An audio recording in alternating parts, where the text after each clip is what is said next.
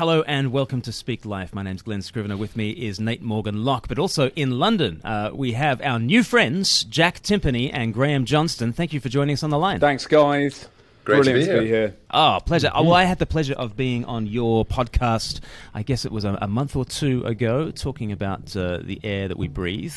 Now, that's a podcast that you guys have been running for a little while, is it? Tell us a little bit about that. Yeah, that's our lockdown project, really, Glenn. That's continued. I think a lot of people started things in lockdown, didn't they? But yeah, we're still going. We just did our 50th episode. We were really grateful for you guys coming on. But it's a shared passion of Graeme and mine. What's the gap in the market? Because as you note, lots of people started things in lockdown.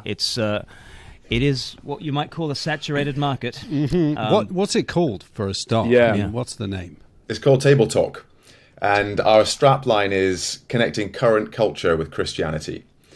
So I guess, Glenn, what's the gap we're trying to fill? So a little bit of history. Jack used to run table talks in person. So he would do them at sort of pubs and things like that. And I guess his theme was always what's going on in the world today, what's current, what's happening in the world, and then how do we have a conversation about that and discuss what does Christianity have to say here? Is it relevant? Is something from 2,000 years ago meaningful in today's world, in modern culture? And I guess Jack and I started chatting about that. And yeah, I think our first episode, when we decided to make it a podcast, we recorded it, I think, a week before COVID broke out and everything went into lockdown. So it was actually a slightly pre-COVID project that very quickly turned into a COVID project that grew arms and legs. And so I guess the gap that we're trying to address, I love listening to podcasts. I love listening to Christian podcasts, but I think I would feel a little bit unsure about sharing them with my non-Christian friends, not because I don't believe what they're saying or think it's great stuff. It's just, I think it would maybe be a little bit too, I don't know, intense or pointed, or I don't know if it's that accessible, Mm-hmm. And so what I personally felt really excited about in doing this podcast, especially with Jack, is how do we get people on who, are expert or knowledgeable in an area and just chat about that area and get their perspective on it, and then say, but you're also a Christian. And how does that affect how you think about this? And I guess if I wanted people to walk away from every episode thinking a few things, it would be, okay, that person was normal, credible, interesting, and Christian. And that's it, basically. What's going on here? We view the world through that lens. So what is that like? So what you're saying is that most Christian podcasts involve weirdos incredible, and speak inaccessibly. No, that's not a million miles from the truth. I think that accessibility is key for me. I don't actually mind if people find our guests a bit weird but it's just clearly. Hey, no, it's just understanding the words they use. I mean, that is the basic for me, Graeme and I. And we always get guests on, and we just say, guys, no Christianese. Just imagine you're in a pub right now with your best mates sat there. How would you speak to them in a way that they just understand the words that you're saying? I mean, for me, that's what I'm most passionate about. I don't even mind if people are wow, they're a bit weird. Sometimes, I mean, we had Claire Luther on. She runs a Dachshund hotel. A hotel for dogs. I mean, that's weird, Wow. So that took me so long to realise what you just said. Exactly. Okay. So, she was great. But I think what I would say, Glenn, totally, I hear you. At the flip side of what I just said, definitely comes across like that. Wasn't quite what I was intending. But I did a Kathy Newman on you, sorry. Yeah, as in there's tiny things, as Jack said, the language we use. So, I'm a follower of Christ, right? And if I'm listening to a Christian podcast as a Christian, that's a normal thing to say. But if I'm not a Christian and someone says I'm a follower of Christ, that's just an objectively kind of weird thing to say. And so it's how do we sort of frame this in a slightly less kind of... Just two days ago, somebody said to me, I don't like to call myself a Christian because that's weird. And so I call myself a follower of Jesus. Really? And okay, I was like, well, yeah, I had the same reaction as you, Graeme. I was like, yeah, follower. I'm a follower of the way. But I mean, social. Yeah, you could Twitter. Have your followers, and I suppose it's just a bit. Yeah. But it does suggest that he I'm has bigger than Jesus. Even Jesus is better than Christ, I would say. I don't mind following Jesus, but even Christ, even then, it's like a bit jargonistic. But I think for me, it's also the format. So I think we're all used to this, right? Of inviting Christians to events or courses like Christianity Explored or Alpha, or I've got this thing in a pub. Like I used to literally, from where I'm sat, I'm talking 100 meters, right? Used to arrange lunchtime talks for my colleagues. I go round at midday, I'll be like, right guys, who wants to come to lunch? And I'm going to pay for it. And then I just invited someone to speak on an interesting topic. And I'll be like, I'm actually going to get a sandwich from Pret, or whatever. But the reaction I've had to, hey, would you listen to this on your commute on the way home? They're like, yeah, sure, it's dead time. I've got nothing to lose. And so I think accessibility, not just in language, but like podcasts, in terms of the format, they're literally coming in people's ears. They're fed it like on their, obviously on their Apple or Spotify. Like, here's an episode you haven't heard yet, And for me, I think that's dynamite, And it's just. I'm still up for events, don't get me wrong, and I absolutely love them. But in terms of actually being able to get someone who's totally disinterested and disengaged, just to be like, would you listen to this? It's not a huge barrier, is it? So I want to get into that whole workplace evangelism, that sort of stuff. But I actually want to hear the story of the two of you. Whoa. So here's the question: if there was a bromantic comedy being made, we're making a movie about it's the origins of Table Talk, the podcast, right? What are the 3 essential scenes that need to be in that film? What would you say? Wow. How do we get, take us into the rooms? What's going on? So I definitely know how it starts, and Jack and I were chatting about this a little bit earlier, and it was like, what's your first memory of meeting me? And I'm like, I'm not sure. Who liked who first? Yeah. Was it like we just met eyes across the room? But as in, I think so basically, I am married to Jack's sister. So I am Antonia's husband. Antonia is Jack's older sister. And so when I first met Jack, I was like the new boyfriend. Jack was the sort of playing the role of the protective brother and all this kind of thing. And what year is this? What year is this happening? Just give us a... This is 2011? 2013, I would 2013. say. Yeah, because we got married in 2014 and we moved fairly... okay, cool. Yeah, so 2013. And so basically, this is my first memory of properly engaged, like spending time with Jack. So we went to church in the morning. So I went along with Antonia and the rest of her family. Jack was there. It's the church in the village that that their family are from. And on the way out of church, Jack said, "Hey, should we just walk back to the house?" And I was like, "Sure." And so Jack kind of was like, "Let's go this way," and basically then proceeded to sort of have the talk with me about put you through your paces. All right. Yeah, pretty much. Like, I want to know who you are. Like, what are your intentions with my sister? Like, I want you to honor her, protect her heart, all that kind of stuff. Which in the moment I was like, whoa, this is pretty intense. But looking back, I have massive respect for Jack for doing that. So this is a little country lanes. We're talking. Exactly. Walking through the fields, through the forest. Exactly that. What time of year is it? I'm just thinking. For our film, it felt probably like springtime actually. Spring I think we started going out. This is what happens. We started going out in February, so I guess it would have been like April time. It's a springtime walk. April, May. I like it. I can see it. I can see it. Okay, scene 2.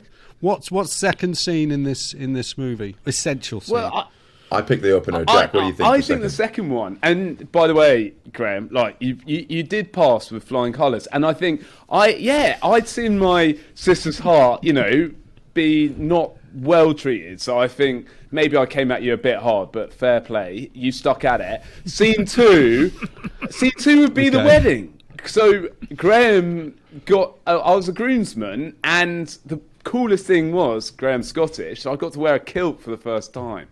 And I just think you look good in a kilt. I think anyone looks good in a kilt. So we'd want that in the film, definitely. Yeah. Now we know For what sure. time of year that was, don't we? We in fact we know the date is probably written somewhere in your living room, I imagine. So what date is this? Let's give a precise date on this. 14th of August, 2014. So glorious blazing summer. Is it? That's Okay. That is the day of summer in Scotland, I believe. I believe that. Yeah, that's the day set aside for But summer. it's in Scotland. The No, wedding's it's in not. Scotland, or it's in. Oh, okay. It's a away match for Graeme down. So Yeah. but is it in In that the village? village church? Yeah. Oh, Yeah. that'll Say, cut this down is so much. helpful. I know. This is great. Locations. Location Yes. fees. Oh, good. All right. So scene Yeah. 3. What's scene 3? So I think scene Jacko. 3. We're now heading into table talk, okay? And Graeme and us Okay. we were like, we need some good video content, right? Because we Oh, yeah. wanted a promo video for table talk to kind of launch it at the podcast. And then I was like, Graeme, I've got it. Let's do it on my roof in Fulham because it's kind of cool backdrop and everything. So Yeah. we basically, we need a table. So we basically get a rope, tie it to our dining room table, and pull it from the top of the roof, like from the garden up onto the roof, and then get all our kit up That's there, commitment. and shoot it up on the roof. And it was a great day, wasn't it? It was a fun day. It was a fun day. And I think we're sort of starting to get an insight into why I think the podcast has a good dynamic. Because Jack and I you could have said, give me a list of 1,000 places to do that. And Jack's roof in Fulham with his dining table having been rinsed up there would not have been one of them. And I think like Jack just, but that was Jack's creativity coming through there. So I feel like, I've got the final scene of this. Go film. on. We return after many years to the roof. Yeah, Beatles style. Table's still there. Yeah. Table is still there. That's what I like. Yeah. But Final. there's no one sitting in it because they both What's passed happened on. to them? I don't know. Let's find out. Bail out on that note. All right, let's leave it at that. But that's great. Thank you. I'm always interested to know the how did you meet. Oh, that gimmick is brilliant, story. though. I mean, you should do every episode on the roof. I know. Yeah, Apart from Heathrow Airport, which we didn't really think through. Yeah. So every 2 minutes, you're basically stopping to let the A380 land.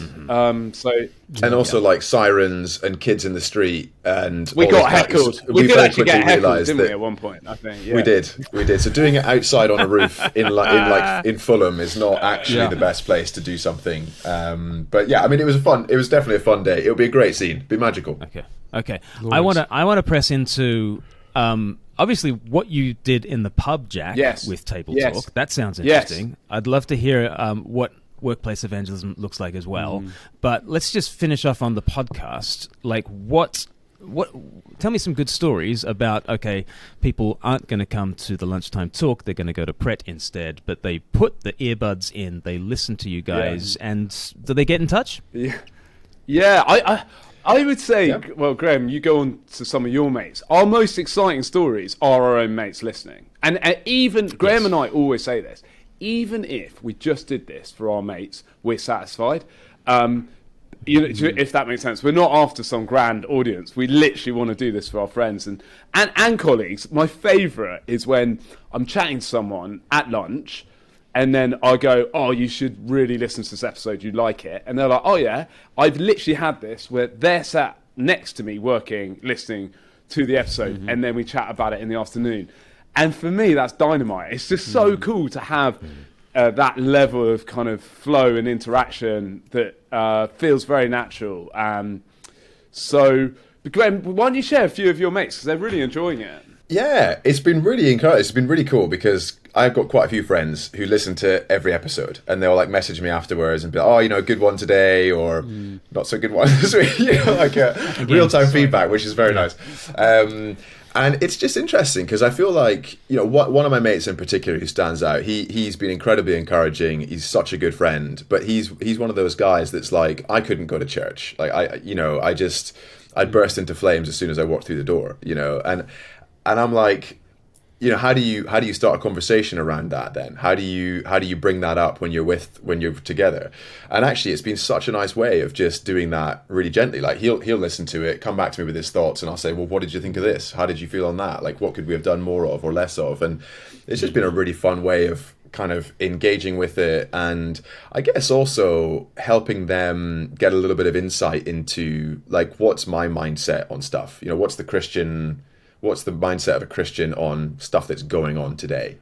Not in a sort of preachy or overbearing way, but just, that was cool. It's like, when COP26 was on, we had a couple of climate scientists on, and we're just talking about climate science, and it was just interesting. I learned a lot. I think a lot of people learned a lot. But then it was like, and as a Christian, how do you feel about this? And I think it's just that dynamic is quite nice. It's a nice, easy way in, and it's led to some really cool conversations. So yeah, it's been good fun. One of my favourites, we did a live episode on dating. Basically, dating through COVID was an absolute nightmare, and I would have so many conversations about it with like friends and colleagues. Anyway, I persuaded. She wasn't a Christian, but I persuaded one of my friends to come on a panel, and that was a really interesting one where you've got a panel of people, some of them Christians, some of them not, but all sharing their experiences. And by the end of it, she was like really persuaded by the people just sat next to her, and openly so. She was like, actually, I really think what these guys said was brilliant tonight. And that was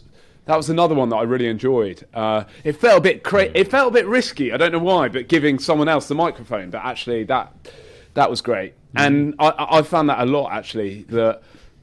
The research that goes into it, or you thinking about the topics with your friends and asking the open questions before, really helps me engage with them as well. It's always popular culture. I feel like I just the days of.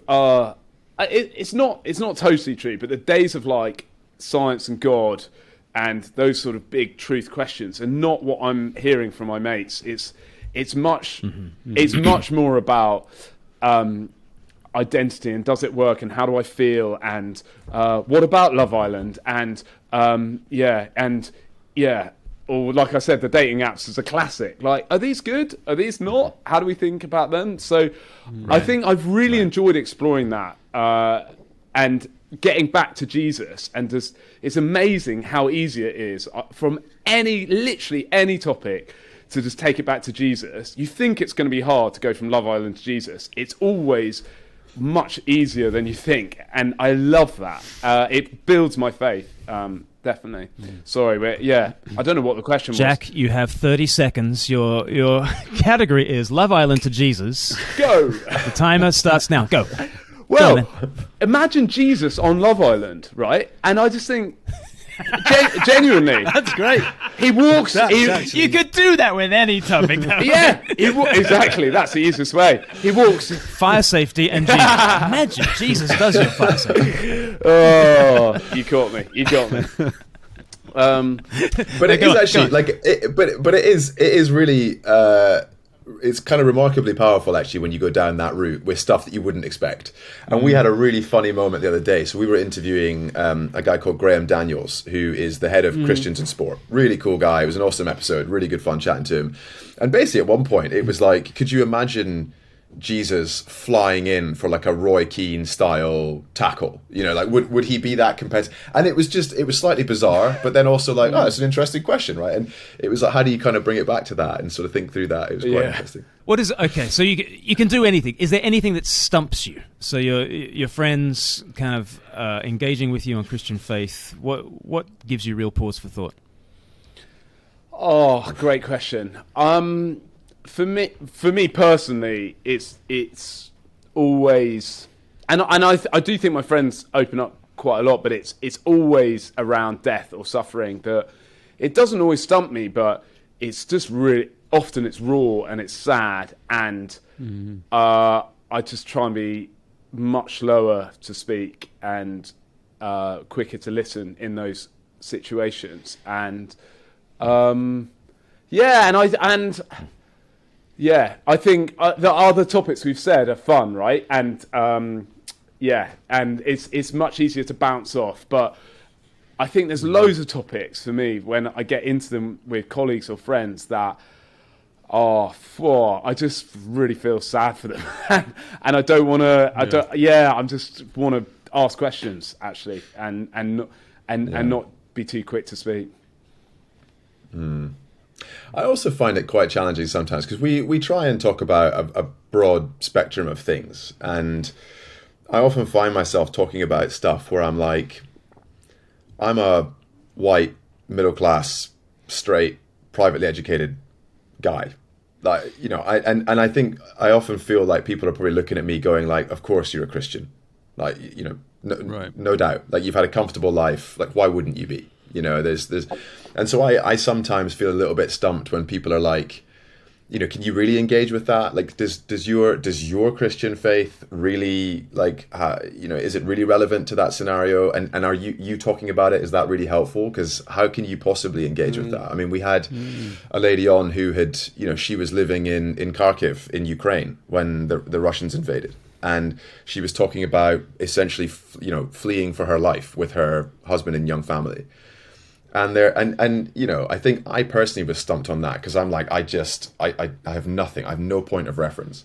But then I think it was awesome because, you know, she clearly did. And her Christian faith had really, you know, helped her through that. But she was also so authentic about it and said, you know what, there were times where I was just angry with God. I didn't get it. It wasn't like I opened the Bible to a particular verse and it gave me this moment of enlightenment. Like, no, I actually didn't have that at times. And so I sometimes feel a bit stumped by that. But I do think that, you know, it's kind of addressable in the experiences of the other folks that we get on. So I sometimes find that a bit challenging. And stuff like prayer as well, you know, unanswered prayer. Why does God answer some and not? Like, I sometimes find that quite challenging, and it's a tough one to unpack. But yeah, so there's definitely things that stump me for sure. So then, Jack, tell us about the pub thing and the table talk that you got going there. Yeah. I mean, how do you get conversations going in that environment? Yeah, I absolutely love it. We still do it maybe 6 times a year, upstairs in a pub. There's usually, I don't know, 40 or 50 of us, and we just pick a topic or get an interesting story. Our last one was a guy called Tobias Brown, who was a gangster who grew up in Chicago. And we try and keep it really fun. So Graeme and I host the evening. We'll start with like a quiz or something stupid, and have some music going, you know, and it's fun. Like, we usually pick a like pretty central London location, like Covent Garden or something like that, just to keep it accessible. And what I found is then my favourite bit, so we'll do an interview or usually for 20, 25 minutes or something like that. And then my favourite bit is using Slido, just an app that anyone can ask a question anonymously back to the questions that we've just heard. And that's the bit you don't get on a podcast, unless you're doing it live and you've got some good tech. But it's so cool to just see how it's landed. And the questions, genuinely, and then you can upvote which questions you like. Even the upvoted questions are usually super good. And so, for example, like even Tobias, amazing conversion story in prison, got out, managed to get out his gang, and then the first question was, have you gone and reconciled with all the people that you hurt before? And he's like, oh, guys, that's actually a hard question for me. And he talked through that with them. I don't know, just to give you an example, but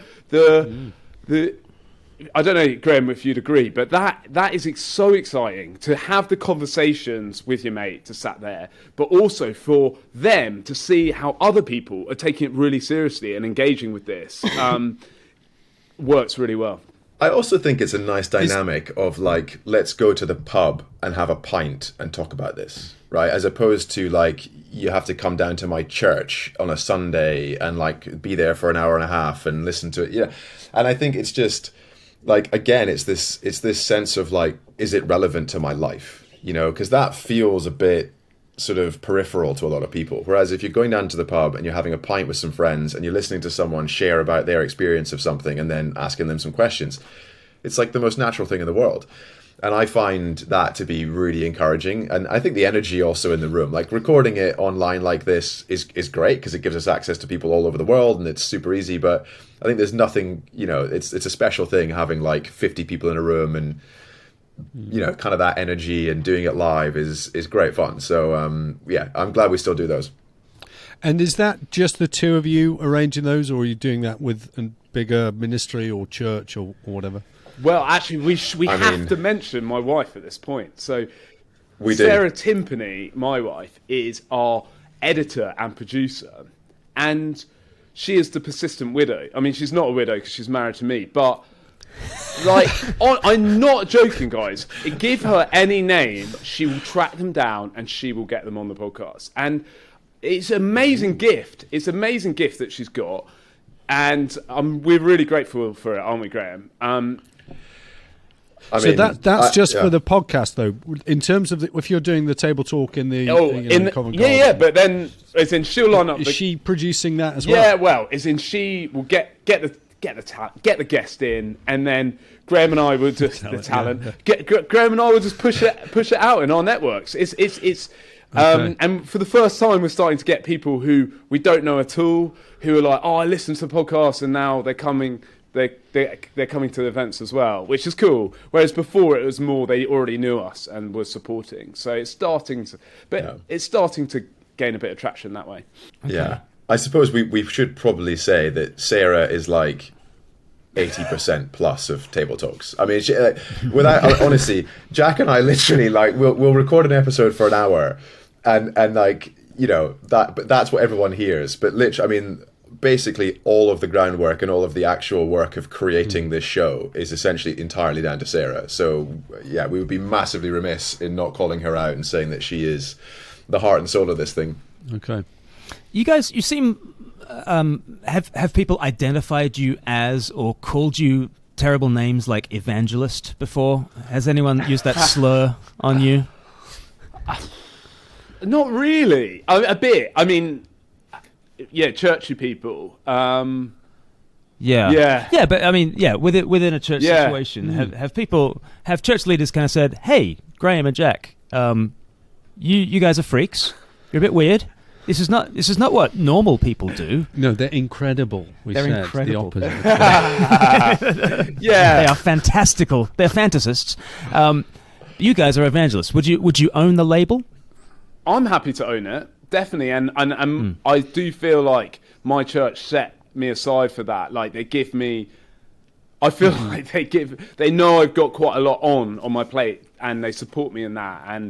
I feel really supported in that way, actually, to just go deep on that, I guess. And I'm freed up to do that a bit.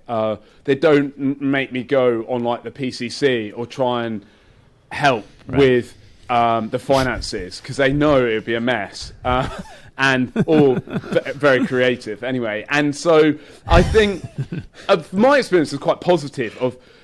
As in, I don't mind the label. It's more just like, go and do it, and don't worry about this stuff. Yep. We'll look after that, which I'm really grateful for. Yeah, I would say I don't think I've ever been labeled on the receiving end of that particular label. If I'm honest, I mean, if I were to be, would I push back particularly hard? No, probably not. I mean, I think, yeah, it's important to me. It's something that is central to my life. So, I mean, for sure, like I would want people that I love and care about to hear about it and at least consider it and do a reasonable job of putting a case forward for it. And if that's what an evangelist is doing, then yeah, I guess I'm okay with that. Yeah. Well, that's cool, because I think the sort of churches that we happen to go to are very, they're very apt to tap sparky evangelists like you on the shoulder and take you out of the business world, right? Take you out of the jobs that you're doing and put you on a little conveyor belt towards becoming a vicar or something like that, and sending you off to Vicar Factory. And have people tried to press you into those molds? I've got a good story on that. So I did a year out. What would I be? Like 5 years into work, I approach my work here and I say, I want to do a sabbatical. And they're like, okay. And I was like, I'm going to work for my church. And they were like, cool, go for it, which was awesome. I was really grateful for that. And I worked for my local church. And I just found it so weird, because I was like, what do I do between 9 and 5? Because everyone's at work in that time. So I was just like at my desk, like cool, what do I do? And then I found... This is part of the movie. This is definitely part of the movie. Just a montage. Yeah. But then I found 3 guys who just come out of prison who were like, well, we've got nothing to do. And so I was like, right, I started, what was it called? Bench, Bibles and Burgers. And we used to like work out and read the Bible together and have a burger. And then like week 3, I work out 2 of them can't read. So I was like doing these Bible studies. They're like, they can't even read the Bible. So that was, and I learned a lot in that year. But the key thing is, I was like, by the end of it, I was like, get me back in there. And my vicar was like so supportive of that. And that was a massive moment for me. Yeah. He went, get out of my office. You are done. You are done here. I'm very supportive of you leaving.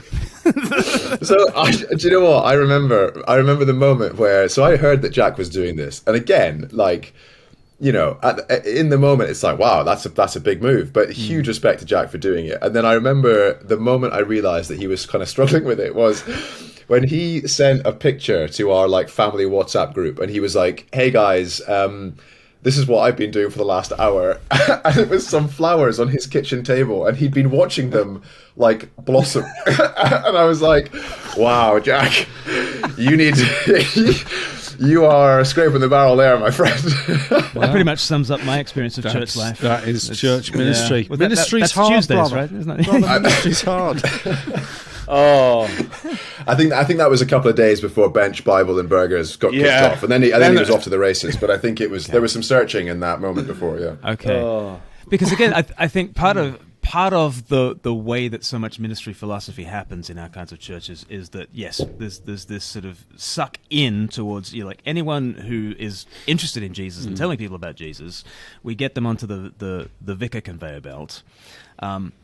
And then there's something else that's been rattling around my head ever since Stephen McAlpine, a church leader in Perth in Australia, said it to me earlier this year. He said pastors are usually quite good at preparing their congregations for the kind of Monday morning that the pastor is going to have, and not particularly good at preparing Christians for the kinds of Monday mornings that they are going to have in their secular workplaces. I wonder if that resonates with you at all. yeah. My experience is, like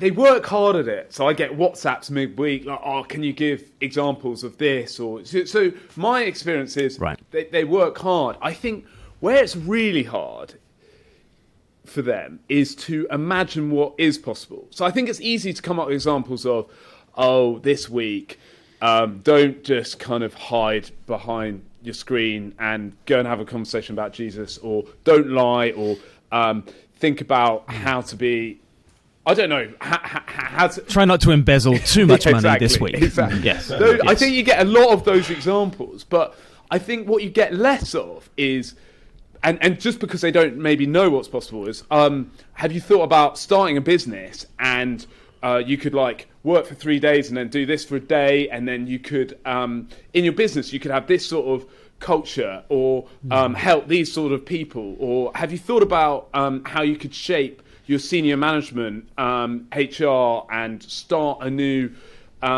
like Christian week for your business? Or so I feel like it's just not it's not bad, the examples they give, or it's not that I'm not prepped. It's just, wow, actually I think not always, but I think there's some pretty exciting opportunities that maybe we're missing out on just because we're not encouraged to think in those avenues because we don't know they're possible. I could speak to a few more of those examples. So interesting.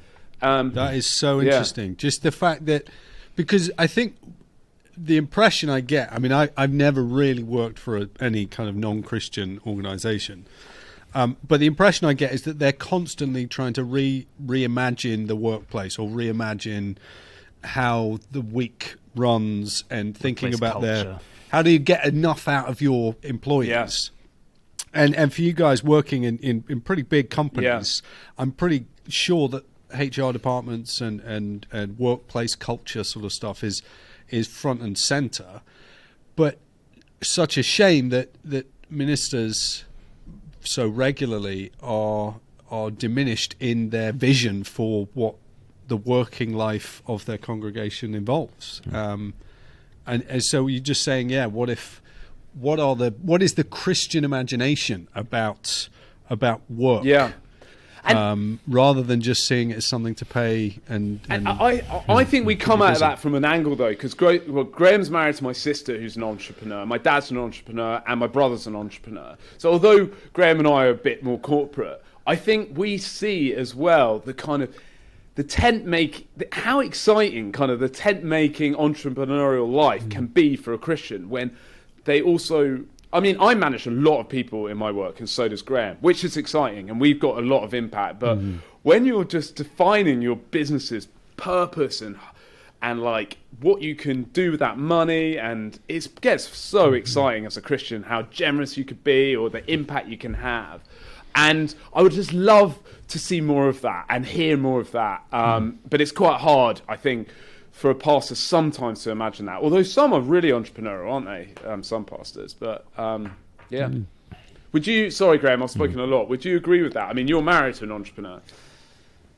Yeah, I think it's really interesting because the experience of being an entrepreneur, and I'm speaking, for Antonia here, but I get a reasonable insight as her husband. I mean, I think it's so intense and it's so kind of nuanced and detailed, and it's so broad. Like you're ultimately responsible for every single aspect of quite a large operation.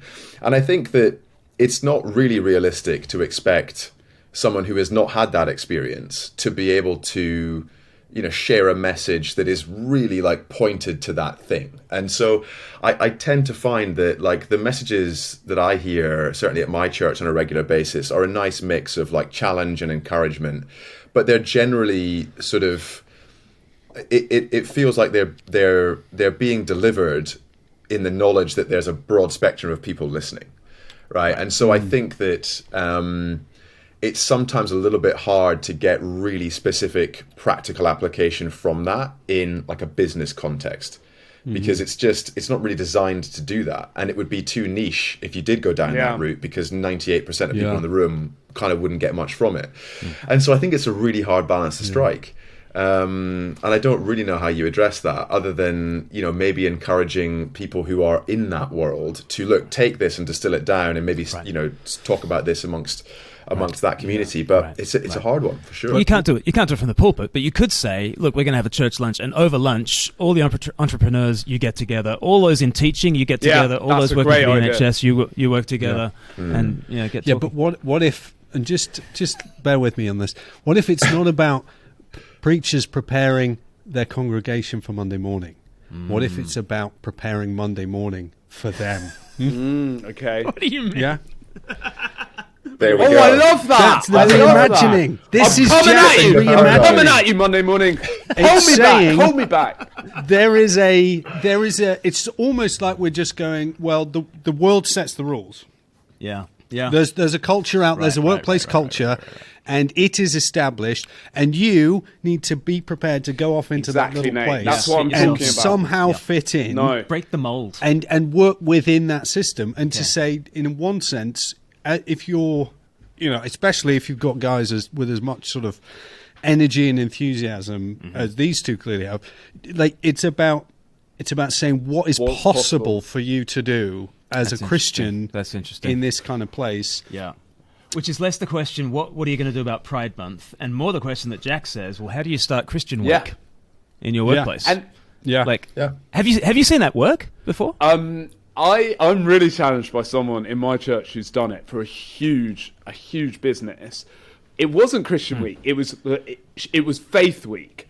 But what was really interesting, and I'm kind of up for trying this, but I don't know how it would go. But so it was Faith Week, and every day you get your Muslim or your Buddhist or But what was so cool was like for the Christian day, the speaker really. It was different to the rest, and notably so because they actually believed it, and in the sense of it transcended through everything they did at work and life, and so actually you think, it's a bit risky because everyone gets their turn, but actually that was brilliant, and it turned out really well, and people responded really well. So I'm quite up for that. Faith Week. I don't know.